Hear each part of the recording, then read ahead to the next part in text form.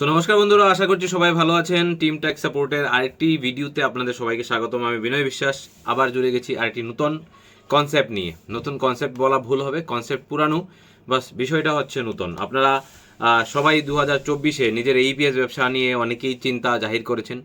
বিভিন্ন ইউটিউবাররা তাদের মতো করে ভিডিও বানাচ্ছেন, অনেকে একটু বেশি বানাচ্ছেন, কেউ একটু কম বানাচ্ছেন, কেউ একটু রেগুলার বানিয়ে যাচ্ছেন, কেউ একই গল্প বারবার বোঝানোর চেষ্টা করছেন। তো যাই হোক, যেটাই হোক, সেটা মানুষের জানার জন্য সবার যে দায়িত্ব, সবাই যে ইউটিউবাররা যে দায়িত্ব নিয়ে কাজ করছে তার জন্য অবশ্যই সবাইকে আপনারা ধন্যবাদ দেবেন। 2024-এ ইপিএসে ব্যবসা করাটা অনেকটাই কঠিন, এবং 2024-এ ইপিএসে কাজ করাটা অনেক রিটেলারকে আবার রিস্কের দিকেও ফেলে দেওয়া হচ্ছে। এরকমই একটা পরিস্থিতি নিয়ে এই মুহূর্তে আমরা এগিয়ে যাচ্ছি। 2024-এর মোটামুটি 16 দিন কিন্তু কেটে গেছে। 365 দিনের মধ্যে মোটামুটি 16 দিন শেষ, আমাদের হাতে 16 দিন কমে গেছে 365 থেকে। প্রতিদিন সমস্যার বোঝাগুলা এবার ধীরে ধীরে বোঝা যাচ্ছে যে কীরকম সমস্যাগুলা তৈরি হতে যাচ্ছে, কীরকম সমস্যাগুলো আমরা 2023-এ তৈরি করে এসেছি, যে 2024-এ আমাদের জন্য আরও বিশ্রীভাবে সামনে আসতে পারে। তো বিশেষ করে এই বিষয়ের উপরই আলোচনা, যে 2024-এ আমরা এরকম কি কি করে এসেছি এবং তার ফলে আমাদের কি হয়েছে, আর 2024-এ আমাদেরকে কাজ করতে হলে যেই সিকিউরিটি মেনটেন করা প্রয়োজন, বা যে নিয়ম এবং শর্তগুলি মেনে রাখা প্রয়োজন এবং যেই শর্তগুলো মেনে কাজ করা প্রয়োজন, সেগুলো নিয়েই আমরা আজকের ভিডিওতে আলোচনা করব। সুতরাং দেরি না করে চলুন এই বিষয়েই আলোচনা আমরা শুরু করি। 2023-এ আমরা আমাদের মতো করে কাজ করে এসেছি। অনেকে জানতাম না এরকমভাবে কাজ করে এসেছি, অনেকে জানি তারপরেও ভুল কাজ করে এসেছি। কিন্তু 2024-এ এরকমটা করলে কিন্তু আর হবে না। 2024-এ অবশ্যই আপনাকে নিয়ম নীতিকে তোয়াক্কা না করে কাজ করার যে মানসিকতা, সেটা সম্পূর্ণ আগে দূরে রাখতে হবে। তারপর নিয়ম নীতিকে আগে মানতে হবে, তারপর নিয়ম নীতির বাইরেও আরও কিছু সিকিউরিটি মেনটেন করে তবেই কিন্তু আপনাকে কাজ করতে হবে। নতুবা কী হবে, নতুবা আপনি কাজের কিন্তু যোগ্য থাকবেন না। আর নিজেকে কাজের যোগ্য করতে গিয়ে অনেক সময় আপনি নিজেকে অন্ধকার জগতের দিকে ঠেলে দিচ্ছেন। এরকম একটি গল্প আজকের ভিডিওতে আমি আপনাদেরকে বলবো। বিশেষে এই অন্ধকার জগতের গল্পটা আমি আপনাদেরকে রাখতে কিন্তু একদম ভুলবো না। সুতরাং ভুল হওয়ার কোনো চান্স নেই, যেহেতু ভিডিওটা আমি প্রিলোডেড, মানে আগে থেকে রেকর্ডিং করছি। প্রথম কথায় আসি, যারা এইপিএসে কাজ করছি তারা কি কি সতর্কতা অবলম্বন করবেন তার উপর আগে বলে দিয়েছি।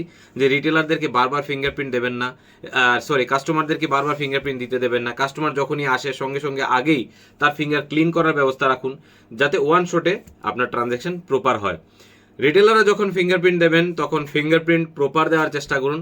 একবার যাতে এক এক রকম পার্সেন্টেজ না আসে, পার্সেন্টেজ যাতে মোটামুটি কাছাকাছি থাকে। দিনের প্রথম যখন ট্রানজ্যাকশন করছেন বা লগ ইন করছেন, তখন ফিঙ্গারপ্রিন্টের পার্সেন্টেজ ধরুন আসলো 80% বা 60%। দ্বিতীয়বার যখন দিচ্ছেন 50, তৃতীয়বার যখন দিচ্ছেন আবার 60, চতুর্থবার 40, এরকম যাতে না হয়। মোটামুটি 60 যদি প্রথমবার হয়, সারাদিন যাতে 60 থেকে 50-এর মধ্যেই প্রত্যেকবার আপনার ফিঙ্গারপ্রিন্ট থাকে, সেই দিকে কিন্তু আপনাকে লক্ষ্য রাখতে হবে। সমস্যা এটা নয় যে আইডি বন্ধ করে দেবে ব্যাংক বন্ধ করে দেওয়ার পর খোলাটা সবচেয়ে বড় সমস্যা। সুতরাং আইডি খোলার জন্য অনেক কিছু করতে হয়, সেটা অনেক ডিস্ট্রিবিউটারই করতে চাইবেন না, বা সুপার ডিস্ট্রিবিউটারই করতে চাইবে না। যদি 2024-এ এই কাজটুকু ডিস্ট্রিবিউটার কিন্তু অবশ্যই করতে হবে। আর 2024-এ বুঝতে পারবেন কারা এক্স্যাক্ট ডিস্ট্রিবিউটার মার্কেটে আছেন, যাদের কাছ থেকে প্রপারলি আপনি সাপোর্টটা ঠিকঠাক মতো পাচ্ছেন। তো এই সমস্ত নিয়ম নীতির বাইরেও আরও কিছু সমস্যা আছে, যে সমস্যাগুলোর জন্য হয়তো 2024-এ আপনার আইডিটাও খোয়া যেতে পারে। সো এই জিনিসটাতে আসি। আপনারা 2023-এ কিছু এরকম কার্যকলাপ করেছেন, যে কার্যকলাপগুলো 2023-এ রেকর্ড হয়েছে, আর 2024 এসে তার রেজাল্ট আপনি পাওয়া শুরু করলেন। মোটামুটি এরকম অনেকটা, যে 2023-এ সারা বছর আপনি পড়াশোনা করেছেন, আপনি 2023-এ পরীক্ষা দিয়েছেন, রেজাল্টটা 2024-এ পেয়েছেন। একটা রিটেলার বিভিন্ন জায়গায় তার রিটেলার আইডি আছে, সে বিভিন্ন জায়গায় কাজ করছিল, হঠাৎ করে তার সমস্ত আইডি বন্ধ হয়ে গেছে। তারপর রিটেলারটা এসে বলছে, দাদা আমার একটা নতুন করে আইডি চাই। স্বাভাবিক যে নতুন এইপিএস আইডিটা আমরা তাকে দেওয়ার চেষ্টা করছিলাম, যেখানে আমরা আপাতত কাজ করি, সেই আইডিটা ওনাকে দেওয়ার জন্য আমরা সারাদিন পরিশ্রম করি। সারাদিন পরিশ্রম কেন করি?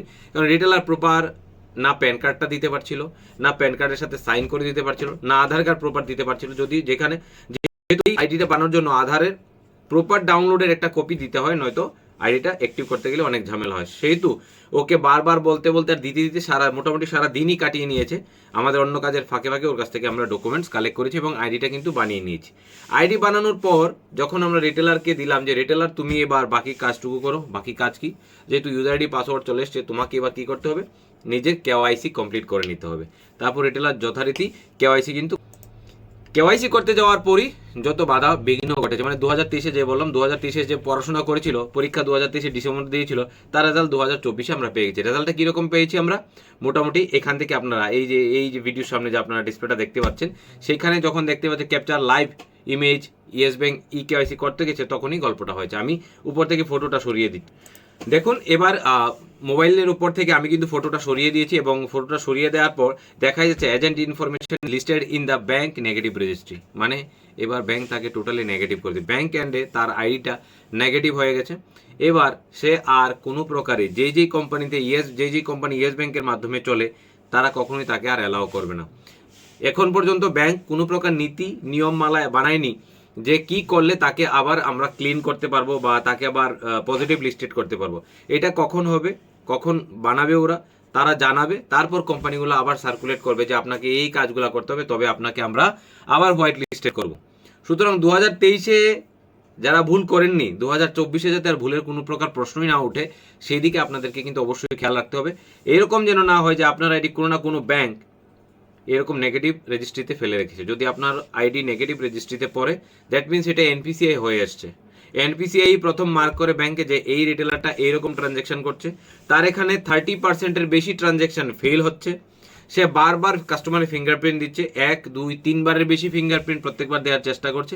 এরকম কিছু তারা অথেন্টিকেশন ইনফরমেটিভ সিস্টেম লাগিয়ে রেখেছে, যেখানে ওরা ফিল্টার করে প্রত্যেকটা জিনিসে যে কোনো রিটেলারের গতিবিধি কিছু এরকম কিনা যাতে মনে হচ্ছে সে সাসপেক্টেড। এবার সাসপেক্টেড হলে কিন্তু তার আইডি ব্লক করে দিচ্ছে, এবং আইডি ব্লকেজ মানে হচ্ছে এই ব্যাংক সার্ভারে তো নেই, ইভেন এনপিসিআই সার্ভারে যখন যাচ্ছে তখনই এনপিসিআই আবার ওই ব্যাংকে বলছে যে এই রিটেলারটা ফ্রড, আপনি এর আইডি ব্লক করুন। শুনুন, 2024-এ কাজ করা শুধু সমস্যা নয়, মহা সমস্যা হয়ে দাঁড়িয়েছে। কেন? কারণ আপনার আইডি ব্লক হয়ে গেছে, বাড়িতে মিসেস আছে, বাড়িতে মা আছে, বোন আছে, ভাই আছে, তাদের আইডি বানিয়ে নিন, তাও হচ্ছে না। তা হতে গেলে কি হচ্ছে যে প্রতিবার ট্রানজ্যাকশনের সময় মাকে, বাবাকে, বোনকে যার নামে আইডি বানিয়েছেন তাকে ডাকতে হচ্ছে। এবার করতে গিয়ে অনেকেই কি করছে, করতে গিয়ে অনেকে হয়তো আবার সেই কাহিনীর চেষ্টা করছে, যেটার জন্য আজকের এই ফ্রড ট্রানজ্যাকশন অ্যাক্টিভিটিস মার্কেটে বেড়ে গেছে। যদি কেউ এরকম পন্থা অবলম্বন করেন, সেটার খুলে বললাম না, যেভাবে মানুষের টাকা উঠে যেত, সেরকম পন্থা যদি আবার কেউ অবলম্বন করেন, এবার পুলিশ কেস হতে পারে। কারণ এবার L1 সফটওয়্যারও বলে দিচ্ছে যে এখানে বাইপাস করা হচ্ছে ফিঙ্গারপ্রিন্ট প্রপারভাবে L1-এর ফুল ইনফরমেশন পাচ্ছে না, মানে লাইভ ডিটেকশন করতে পারছে না এটা কি লাইভ না। সুতরাং আপনারা একে ভেরিফাই করুন। এবার ভেরিফাই করতে যদি ব্যাংক বা কোম্পানি বা এনপিসিআই লোক আপনার দোকানেও চলে আসে, সে যদি সাধারণ মানুষের মতো একজন লোককে এজেন্ট বানিয়ে পাঠায় যে আপনি ওখান থেকে টাকা তুলে আসুন, 1 দিন 2 দিন 3 দিন চেক করার পর যদি হঠাৎ এরকমই ঘটনা হয় যে এখানে ট্রানজ্যাকশন হচ্ছে একজন ব্যক্তির নামে, কিন্তু ফিঙ্গারপ্রিন্ট অন্যরকমভাবে কিছু একটা জোগাড় এখানে দেওয়া হয়েছে, সে কিন্তু আপনি ফাঁসলেন। সুতরাং 2024-এ কাজ করা সমস্যা নয়, মহা সমস্যা হয়ে দাঁড়িয়েছে। তো আপনাদেরকে অবশ্যই সিস্টেমেটিক ওয়েতে কাজ করতে হবে। আপনার যদি আইডি ব্লক হয়ে যেয়ে থাকে, তারপর আপনাকে অপেক্ষা করতে হবে, এরকম লোককে দোকানে বসাতে হবে যার এখনো ব্লক হয়নি। কোনো ভুল পন্থা অবলম্বন কিন্তু অবশ্যই আপনারা করবেন না। সো 2024-এ অনেক কিছু হচ্ছে, আরও কিছু হবে, এগুলো আমরা আপনাদের সামনে রাখবো। আমাদের দায়িত্ব এই জিনিসগুলো আপনার সামনে রাখা, এবং যাদের আইডি ব্লক হয়েছে এবং ব্যাংক এন্ডে যাদের হয়েছে, ওই ব্যাংক থেকে কোনো আইডি হবে না। যদি এনপিসিআই এন্ডে হয়ে থাকে, তাহলে এনপিসিআই এন্ড থেকে আর কোনো আইডি কিন্তু 2024-এ আপনার আর হবে না। সুতরাং আপনাকে সঠিক পন্থা অবলম্বন করতে হবে আবারও দোকানে কাজ করানোর জন্য। অবশ্যই কোনো ভুল পন্থা অবলম্বন করবেন না। আর যাদের আইডি ব্লক হয়নি, তারা অবশ্যই উপরওয়ালার সাথে টাচে থাকুন যে আমার আইডি যেন ব্লক না হয়, আর এরকমভাবেই কাজ করুন যাতে আইডি ব্লক না হতে পারে। অবশ্যই কাস্টমার উইথড্রলের পর কাস্টমার থাম ইমপ্রেশন রাখার চেষ্টা করুন আপনার খাতার মধ্যে, যে সে টাকা উইথড্রল করেছে। খাতা মেনটেন করুন, ক্যামেরা লাগানোর ব্যবস্থা থাকলে ক্যামেরা লাগিয়ে কাজ করুন, এবং কাস্টমার থেকে আপনারা সেই পার্টের যে টাকা 1000, 10,000 বেশি ট্রানজ্যাকশনগুলো করা বন্ধ রাখুন। এগুলো করবেন না। যত প্রকার সিকিউরিটি মেনটেন করা যায় সেটা করেই কাজ করুন। আদারওয়াইজ আমার মনে হয় যে ইনসিকিউরভাবে কাজ না করাটাই ভালো। আজকেও এরকম লোকের সাথে দেখা হয়েছে যে তার কাছে চার্জ ব্যাক লেগেছে, কোনো প্রুফ নেই কি ট্রানজ্যাকশন হয়েছে, কেন? ও বলছে আমি কোনো খাতা মেনটেন করি না। সুতরাং এইভাবে কাজ 2024-এ অবশ্যই করা যাবে না। নিতান্তই আপনাকে জিনিসপত্র সঠিকভাবে ইউটিলাইজ করতে হবে, মেশিনারিজ, এবং খাতা মেনটেন করতে এবং সঠিক নিয়ম মেনে আপনাকে কাজ করতে হবে। এটা কিন্তু সবাই বলছে। আর যারা আমাকে শুনছেন, ধ্যানপূর্বক শুনুন, সবার কথাগুলো শুনুন, এবং অবশ্যই মেনটেন করে চলুন। বারবার একটা কথাই এই ভিডিওতে বলে রাখলাম, কিছু জিনিসও শুনিয়ে দিলাম, এই জিনিসগুলোকে অবশ্যই মনে রাখবেন। তো আশা করছি আপনারা এগুলো মেনটেন করবেন।